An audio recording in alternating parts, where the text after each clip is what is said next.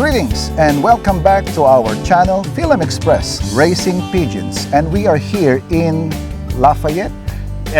Close to Lafayette, Youngsville, Louisiana. Youngsville, Louisiana. Yeah, Lafayette is only 2 miles away. I have a Youngsville address, Milton water, and Lafayette electricity. So it's very we don't have any counties. We have parishes. Okay. So they're a little closer neighborhood. But you could say Lafayette's a big town. And this is what I love about this racing pigeon sport.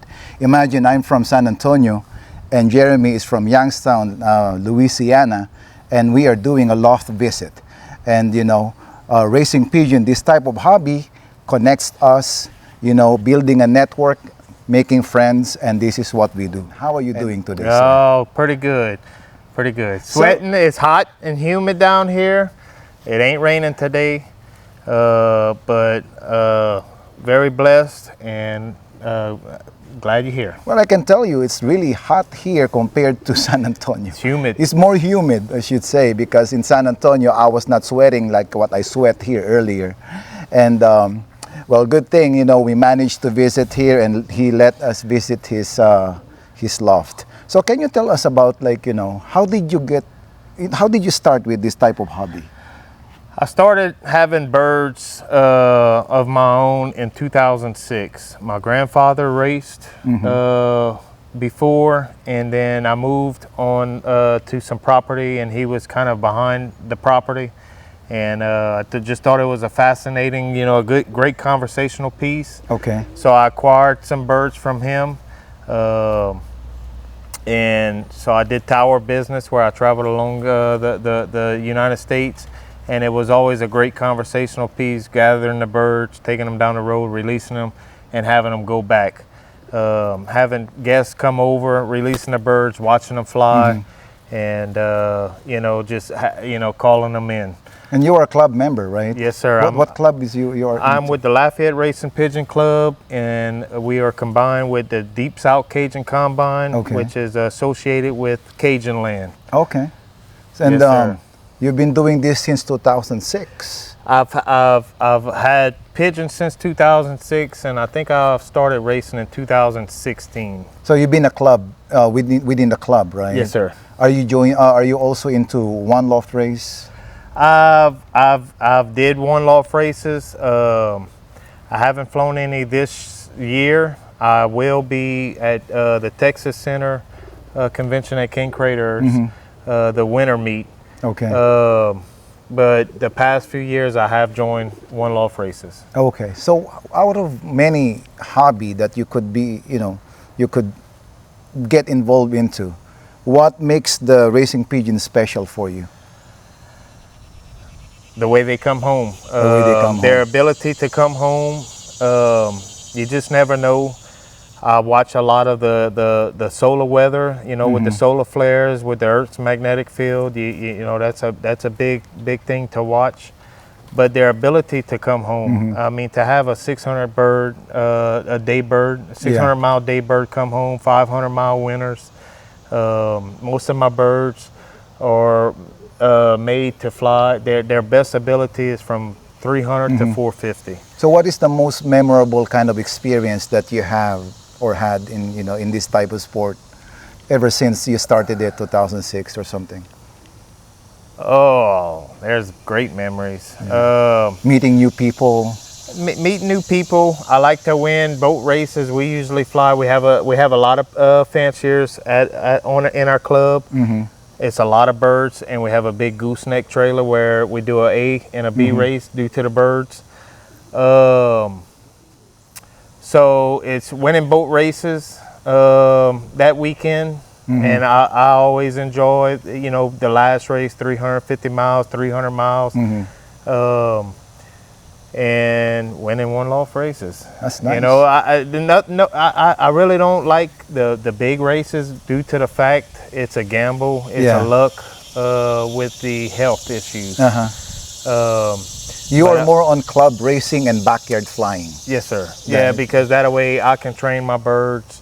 I can watch them come home, and And there's times where, you know, I know when my birds don't come home, what did I do wrong? Let's go back to the drawing board. Yeah.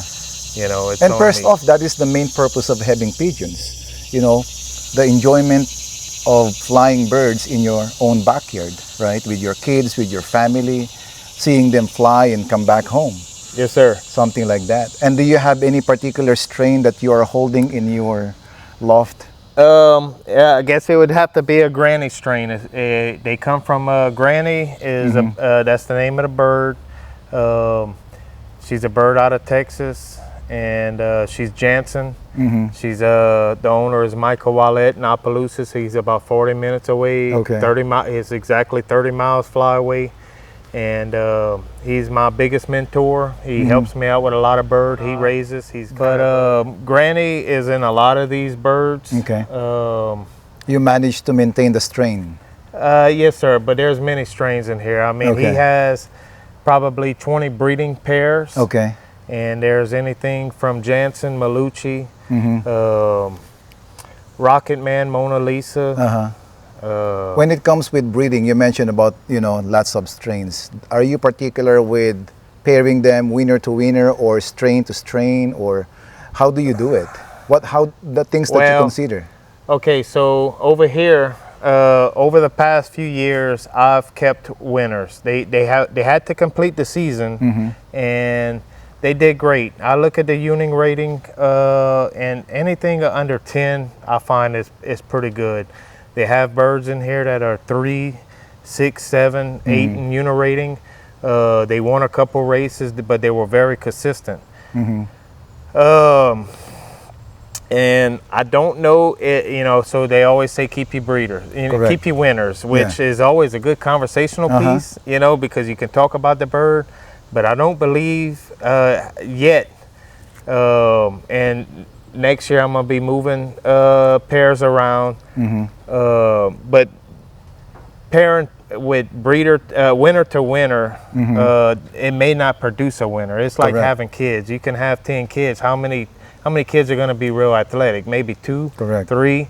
You know, so if you have 100 birds, you may have 10 great birds. Not like, you know, because you are the son of Michael Jordan, you will become Michael Jordan, something like that. That's right. You may be a good sport, you know, you may be good in the sport, but you're not going to be great. You might get the wealth, but not the ability. But the blood is there, Yes. and just because, and then they have some birds in this loft that they didn't perform racing. The potential might be there. They have the blood. They may be a breeder, but not a racer. So we are holding 2 birds here, which is 2023, right? Can you tell me something about this grizzle? That grizzle is off of a bird from Mark Pieper out of Massachusetts in Edmondville. Okay. I love grizzles, and I purchased a few grizzles from Mark Pieper. Okay. So that's off the old bloodline of Mark Pieper and a Josh Stoney bird. So it's an import on the mama side. The daddy side is off of Edmondville, Blue Bar, and he won a he was second in the 500-mile race. Okay. Against the Deep South Cajun concourse. First place beat me by 6 seconds. He was 66 miles west of me in Lake Charles. Okay. And we beat third place by 33 minutes. Nice. With a 15-mile-an-hour headwind, 30-mile-an-hour gust. So this one flown already, like how many miles you tossed this? I have not tossed these young birds yet. Only loft fly? Due to the heat, whenever I come back from vacation, which I'm leaving tomorrow, they're going to start their training tosses. Okay. How about this one though? What can you tell about that blue one? I don't know. This is from Michael Wallet. It's Lafayette 752. But let me hold that I know it's a great feeling bird.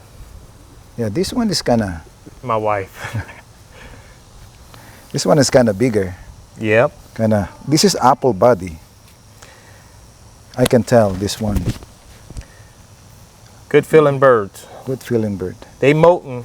Yeah, they're molting. And then I pulled their tent flights like 3 weeks ago. So they some of them are coming out with their night and tent. Some of them are on their 8th flight. I like the color of that one, that grizzle. Really nice. I have 3 or 4 grizzles in there. That's nice. So did you build this loft by yourself? I did. I had help of another fancier with my club. Okay. Ron Bro. Uh-huh. He's a carpenter. I'm not a carpenter. Okay.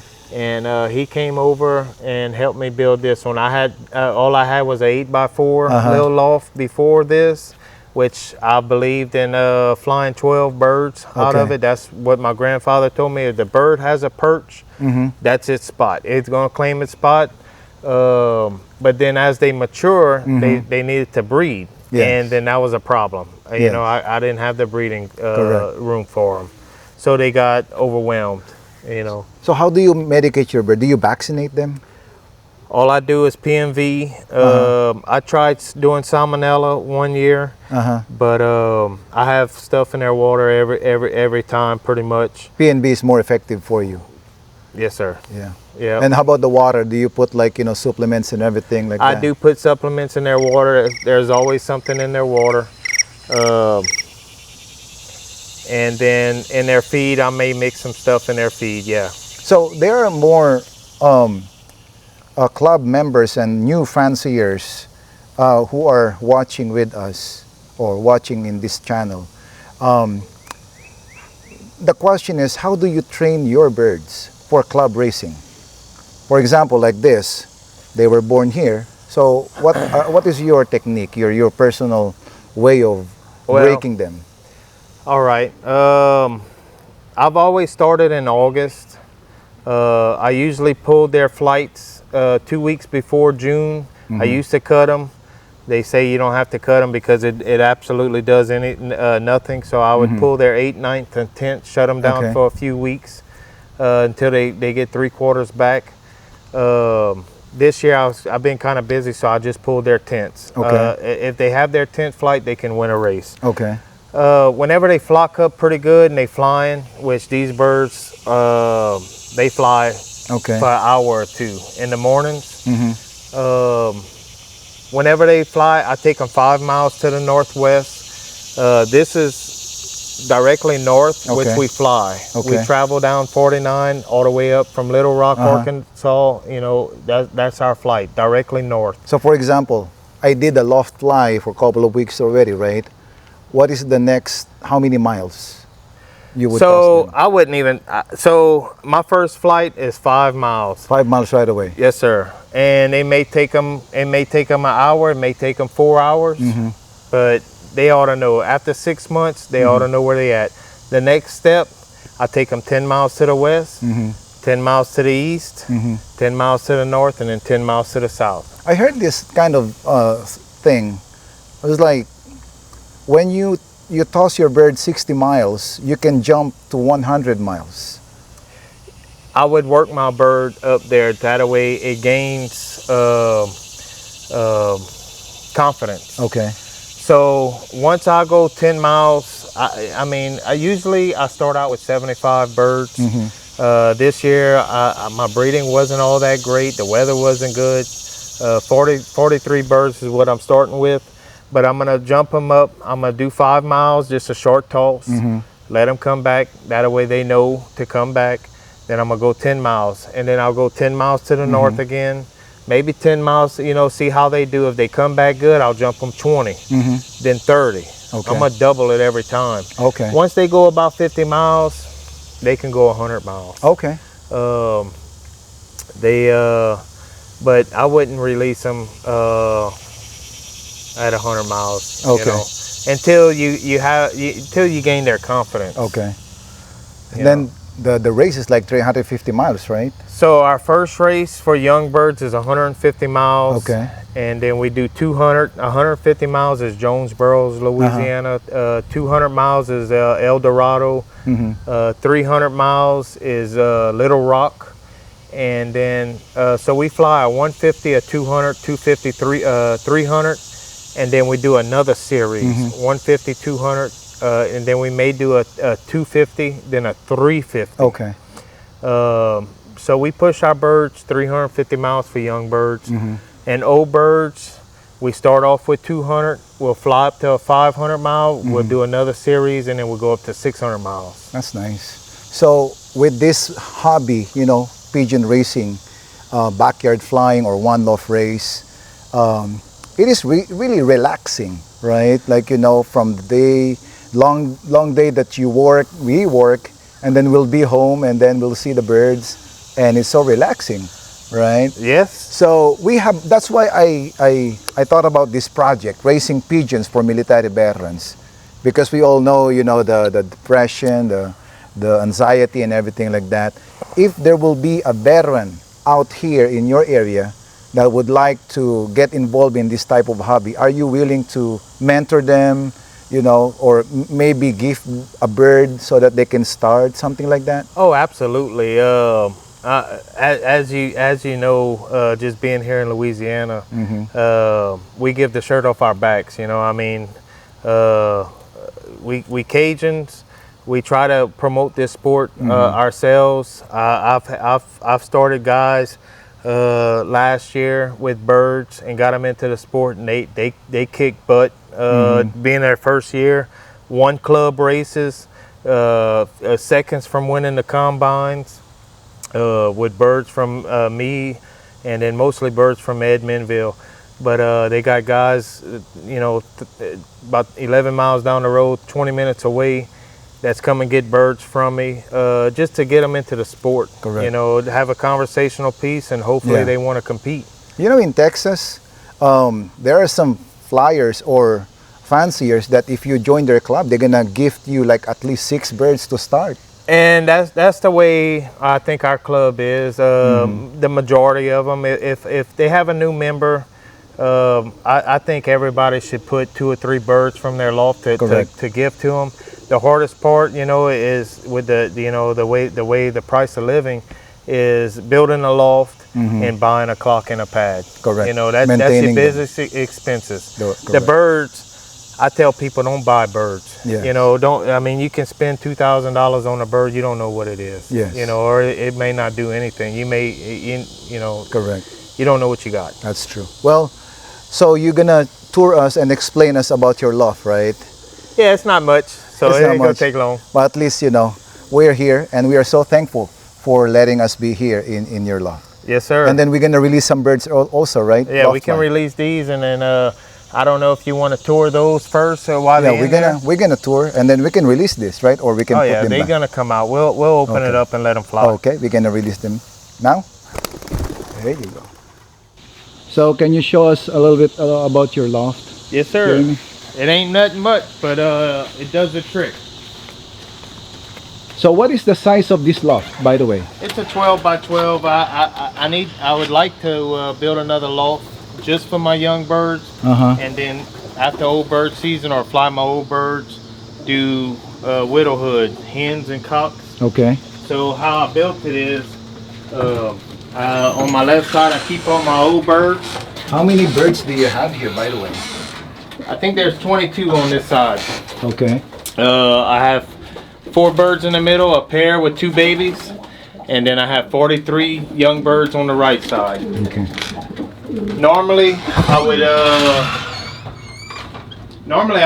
would separate my cocks and hens by now and not let them breed, but I'm helping a guy start with some birds. Yeah, so I can tell you have it. You have one there. Yes, sir. That bird just hatched 2 days ago. Nice. Late hatch. The definitely late hatches. The one to the top right there is a Bowen Tilson hen. Nice. And then the grizzle all the way to the left is a Mark Peeper and a Josh Stone 8. That's the parents to the grizzle, the mother to the grizzle. And this one. Oh, this is your hen section, right? It's a mixture. Mixture. Because I normally separate the cocks and hens, but I got my top pair in the middle that breeds weird, and they just so happen to lay some eggs. Okay. Nice. Okay, and then the other side is also the flooring is plastic, right? The floor is plastic. I'm replacing it with grating because it's starting to crack after 4 or 5 years. Oh, okay. And then this middle one is your supposedly breeding? So in the middle, I put my top pairs in here, with that way the light stays on.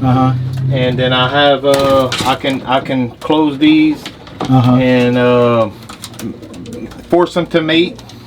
Once they mate, I can open them up. So what breed are those? The one on top. So that is 167 and 520. 167 is off of Granny, is off of Casanova, and a Malucci hen. So it's a Jansen and a Malucci, and then the hen is a 520. She is off a Red Ass ranch out of Texas. Oh, okay. I bred this bird, but the parents come from Wallet, and then the 520 came from Arrow Perron. The 520 hen did very well on the 300, 1 to 350 for the combine, and the same year I was just starting out. You know, I regrouped with better birds. I met Mr. Wallet, so I started over on all new blood. So the 520 hen won the race for the 350, and the daddy came out third. Okay, so that's nice. I paired them winners up, and they breed winners. Winner to winner. Oh yes. That's nice. And they a proven pair that produce winners. Nice. And you have a baby here? Oh, there you go. That's their baby. And this is going to a guy that just is very interested in birds. I have siblings that are going to that's at Craters for the Texas so you have Center. 2 of them. And I can tell that one gonna be the hen. And how can you tell? The bigger one, right? So they have these siblings. Oh wait, it's in the camera. That's fine. These siblings, one of the siblings was 28th out of 800 some birds on the 300 at the Oklahoma Sooner. Okay. Won a little bit of money, and then put them into the 416 mile and was 10th on the drop. They had 10 birds on the drop. It was 10th, equal first, and then the nest mate to the Sooner was 4th champion bird in club. Nice. And you're gonna gift those birds to a new flyer. Yes, sir. Nice. Yep. Yeah. He has birds. He has Texas Pioneers and other homing pigeons that he had bought for purchase just for their color.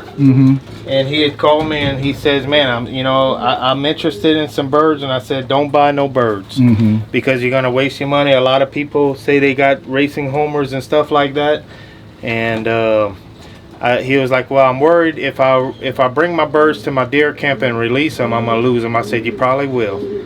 I said, "All of these birds, every baby that comes, they've flown thousands of miles. Correct. They got it in their blood. They can do it." And now, I'm not saying, I mean, every time you send a bird, you can expect a loss. Correct. You never know with the hawks, power lines, people shooting. Elements, yeah. And how about this section? This is my young bird side for this year, which we can release. Okay. Nice. So these are all 2023. Yes, sir. Nice. Oh, you have a white. Oh, that's a grizzle also. It's a grizzle. You're not really into, like, old blue bar or checkered, something like that. You don't mind having, like, grizzle. I love grizzles, but I had to learn not to favor a bird because that's the bird that gets attacked by a hawk, or I lose it. So I just fly them. I'm hard on the training. Whenever I start training, I'm hard on them. So come time to race season, they know what to do. So we're gonna release this section. Yes, sir. Okay. But before that, can you show us like a particular breeder that you have or adult bird that we can see the qualities of the feather, the wings, the body, that you can grab for us? All right.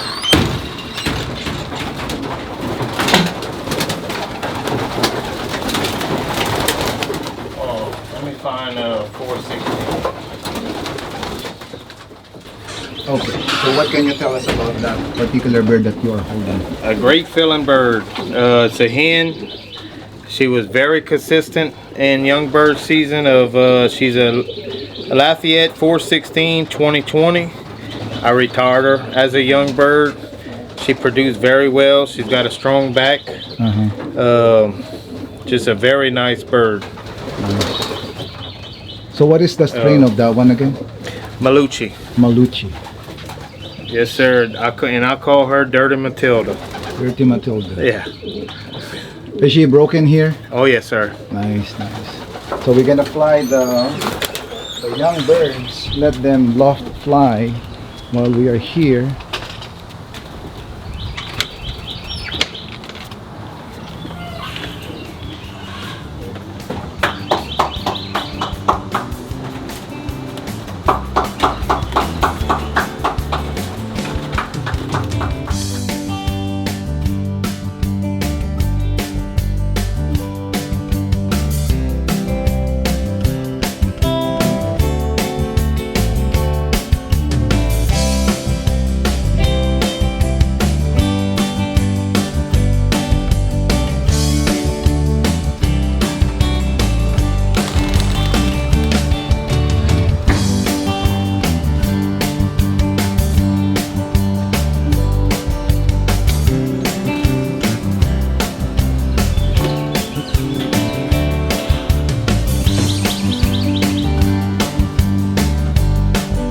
So thank you again, Jeremy, for letting us visit your loft and interview you.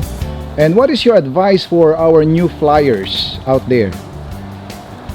If you were looking to start flying and competing, I would reach out to a club. If you're around Lafayette area, we have Lafayette Racing Pigeon Club or Cajun Land. You can reach out to them.